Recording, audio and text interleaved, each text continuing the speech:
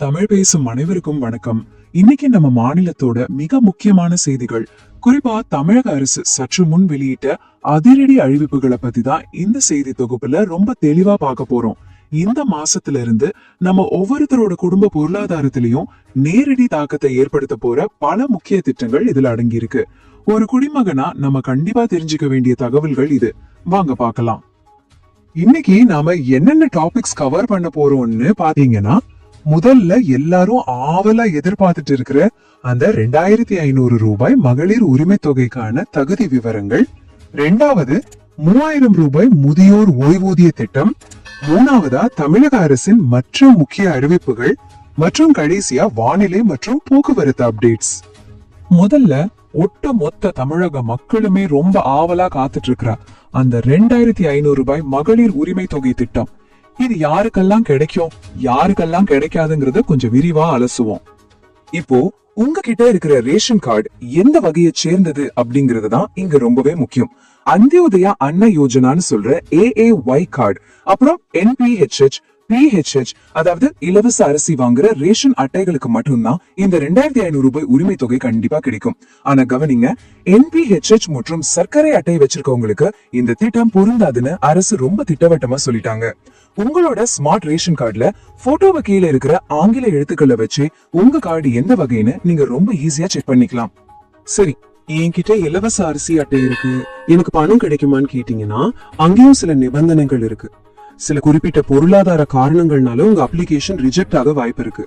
நீங்க income tax கட்டுறவரா இருந்தாலும் அல்லது சொந்தமா 5 ஏக்கருக்கு மேல நிலம் வச்சிருந்தாலும் இந்த தொகை கிடைக்காது. அது மட்டும் இல்லாம சொந்தமா கார் மாதிரி 4 வீலர் வச்சிருக்கவங்க, மாநில அல்லது மத்திய அரசு ஊழியர்கள், அப்புறம் மாசம் 500 யூனிட்டுக்கு மேல கரண்ட் பில் கட்டுறவங்க, இவங்களுக்கும் இந்த 2500 ரூபாய் கிடைக்காதுன்னு தெளிவுபடுத்தியிருக்காங்க. இதற்கிடையில பாத்தீங்கன்னா சோசியல் மீடியாவில ஒரு பெரிய வதந்தி ரொம்ப வேகமா பரவிட்டு இருக்கு.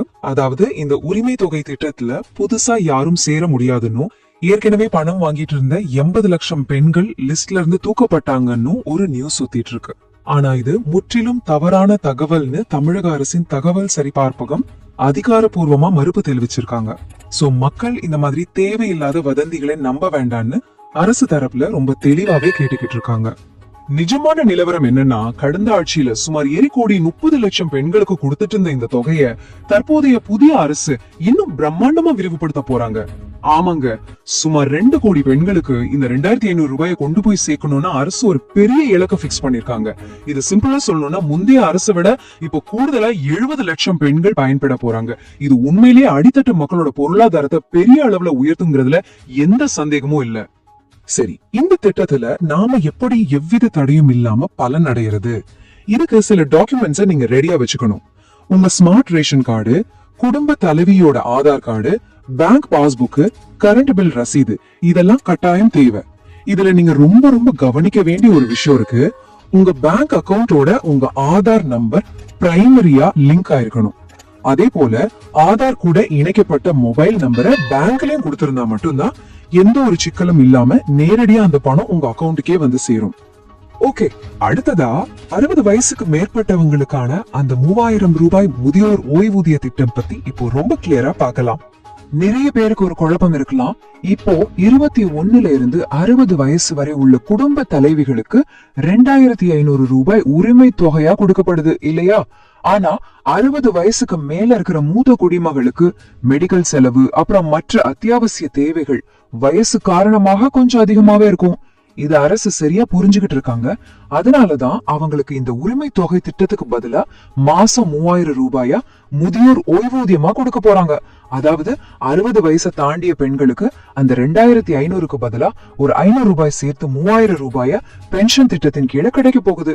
இது ஒரு சூப்பரான 3 தான் சொல்லணும். இந்த நலத்திட்டங்களை எல்லாம் தாண்டி இன்னைக்கு மாநில அரசு வெளியிட்டுள்ள வேறு சில முக்கிய நிர்வாகம் மற்றும் தொழில்துறை அறிவிப்புகளை இப்போ குயிக்கா பாத்துடலாம்.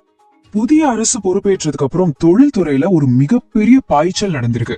தலைமைச் செயலகத்துல முதலமைச்சர் திரு விஜய் அவர்கள் முன்னிலையில தமிழக அரசுக்கும் L&T நிறுவனத்துக்கும் இடையில சுமார் 18,600 கோடி ரூபாய் முதலீட்டுல ஒரு பிரம்மாண்டமான புரிந்துணர்வு ஒப்பந்தம் கையெழுத்தாயிருக்கு. இது சும்மா சாதாரண முதலீடு இல்லைங்க. இதன் மூலமா நேரடியாகவே 8,200 பேருக்கு புதிய வேலை வாய்ப்புகள் உருவாக போகுது. மாநிலத்தோட உள்கட்டமைப்பு மற்றும் டெக்னாலஜி வளர்ச்சியில இது ஒரு மிகப்பெரிய மைல்கல்லா அமையும்னு இளைஞர்கள் மத்தியில ரொம்ப பெரிய வரவேற்பு கிடைச்சிருக்கு. டாஸ்மாக் நிர்வாகத்திலும் அதிரியான மாற்றங்கள் வந்திருக்கு. முதல் கட்டமாவே 717 டாஸ்மாக் கடைகளை உடனடியா மூட சொல்லி அரசு ஆர்டர் போட்டிருக்காங்க. மேலும் இப்போ இருக்கிற பார் டெண்டர்கள் எல்லாமே வர ஜூன் 30ஆம் தேதியோட முடிய போகுது. இதுக்கப்புறம் புதிய ரூல்ஸ் படி ரொம்ப வெளிப்படையா டெண்டர்கள் விடப்பட இருக்கு. அது மட்டும் இல்லாம காலி பாட்டில்களை திரும்ப பெற திட்டம் இன்னும் பெரிய அளவுல விரிவுபடுத்தப்பட போகுது. சாலைகள்லயும் காட்டு பகுதிகள்லயும் பாட்டில்களை வீசுறதால வர ஆபத்துகளை தடுக்க இந்த பிளான் உண்மையிலேயே ஒரு நல்ல ஸ்டெப். இப்போ நீங்க மறக்காம நோட் பண்ணி வச்சுக்க வேண்டிய சில முக்கிய தேதிகளை சொல்றேன்.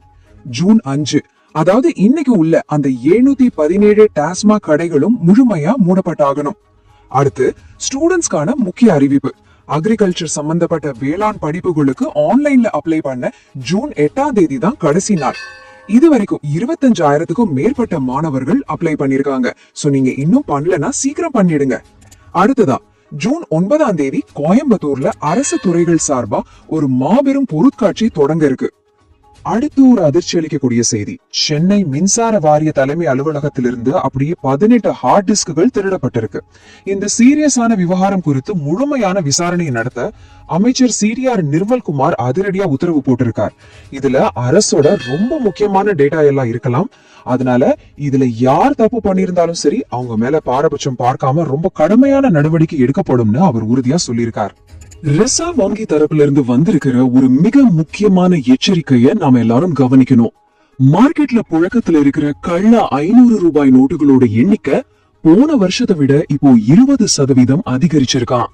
அதாவது 1,17,000 இருந்த கள்ள நோட்டுகளோட எண்ணிக்கை இப்போ 1,41,000 உயர்ந்திருக்கு. அதனால மக்களே 500 ரூபாய் நோட்டுகளை வாங்கும் போது அதுல இருக்கிற அந்த செக்யூரிட்டி த்ரெட், வாட்டர் மார்க், நிறம் மாறும் மை இதெல்லாம் கொஞ்சம் உன்னிப்பா செக் பண்ணி வாங்குறது ரொம்ப ரொம்ப நல்லது. நாம செய்திகளோட இறுதி பகுதிக்கு வந்துட்டோம். இப்போ ரொம்ப முக்கியமான வானிலை மற்றும் போக்குவரத்து அப்டேட்ஸ் குயிக்கா பாத்துடலாம். வானிலை ஆய்வு மையம் தமிழகத்துக்கு இப்போ ஆரஞ்சு அலர்ட் எச்சரிக்கை விடுத்திருக்காங்க. தென்மேற்கு பருவமழை ரொம்ப தீவிரம் அடைஞ்சிருக்கிறதால நீலகிரி, கோயம்புத்தூர், கன்னியாகுமரி ஆகிய மாவட்டங்கள்ல மிக கனமழை பெய்ய வாய்ப்பு இருக்கு. அது மட்டும் இல்லாம தேனி, மதுரை, சென்னை உள்ளிட்ட 23 மாவட்டங்கள்ல இடி மின்னலோட கனமழை பெய்யக்கூடும். அடுத்த 3 நாளைக்கு இந்த மழை இதே மாதிரி தொடரும்னு சொல்லியிருக்காங்க. அதனால மக்கள் கொஞ்சம் பாதுகாப்பாவும் உஷாராவும் இருக்கணும்னு நாங்க கேட்டுக்கிறோம். சென்னை மக்களுக்கான ஒரு முக்கியமான போக்குவரத்து அப்டேட் தான் இது. கோடம்பாக்கம் முதல் பரங்கிமலை வரைக்கும் ரயில்வே ட்ராக் மெயின்டெனன்ஸ் வேலைகள் நடக்க இருக்கு. இதனால சென்னை பீச், தாம்பரம் இடையிலான இரவு நேர லோக்கல் ட்ரெயின்ஸ் இன்னைக்கு கேன்சல் பண்ணிருக்காங்க. குறிப்பா சொல்லணும்னா நைட் 11:15 மணில இருந்து அதிகாலை 3:15 மணி வரைக்கும் சுமார் 4 மணி நேரத்துக்கு இந்த ரூட்ல எந்த ரயிலும் ஓடாது. சோ நைட் நேரத்துல டிராவல் பண்றவங்க உங்க பிளான அதுக்கேத்த மாதிரி மாத்திக்கோங்க. தெற்கு ரயில்வே தரப்புல இருந்து ஒரு ஹாப்பியான நியூஸும் வந்திருக்கு. பயணிகளோட கூட்ட நெரிசலை சமாளிக்க திருச்சி, பெங்களூர் இடையில ஓடிட்டு இருக்கிற ஸ்பெஷல் ட்ரெயினோட சர்வீஸை இப்போ நீட்டிச்சிருக்காங்க. இதன்படி பாத்தீங்கன்னா வர ஜூன் 9, 16, 23 மற்றும் 30 ஆகிய தேதிகள்லயும் இந்த சூப்பர் ஃபாஸ்ட் ஸ்பெஷல் ரயில் தொடர்ந்து இயங்கும்னு தெற்கு ரயில்வே அபிஷியலா அனௌன்ஸ் பண்ணிருக்காங்க. இதுக்கான டிக்கெட் புக்கிங் சீக்கிரமே ஓபன் ஆக போகுது. அரசோட இந்த அதிரடி திட்டங்கள் மற்றும் மாற்றங்கள் சாமானிய மக்களோட வாழ்க்கையில எந்த அளவுக்கு முன்னேற்றத்தை கொண்டு வரும்னு நம்ம பொறுத்திருந்துதான் பார்க்கணும். ஆனா இந்த முயற்சிகள் உண்மையிலேயே வரவேற்கத்தக்கதுதான். இந்த மாதிரி ration card updates, government scheme news எல்லாம் தெரிஞ்சுக்க மறக்காம சப்ஸ்கிரைப் பண்ணி வச்சுக்கோங்க. இந்த வீடியோ பத்தி நீங்க என்ன நினைக்கிறீங்கன்னு கமெண்ட்ல சொல்லுங்க. இது உங்க ஃப்ரெண்ட்ஸ் அண்ட் ஃபேமிலிக்கும் ஷேர் பண்ணுங்க. வீடியோ பிடிச்சிருந்தா லைக் பண்ணுங்க. தமிழ் பேசும் அனைவருக்கும் நன்றி.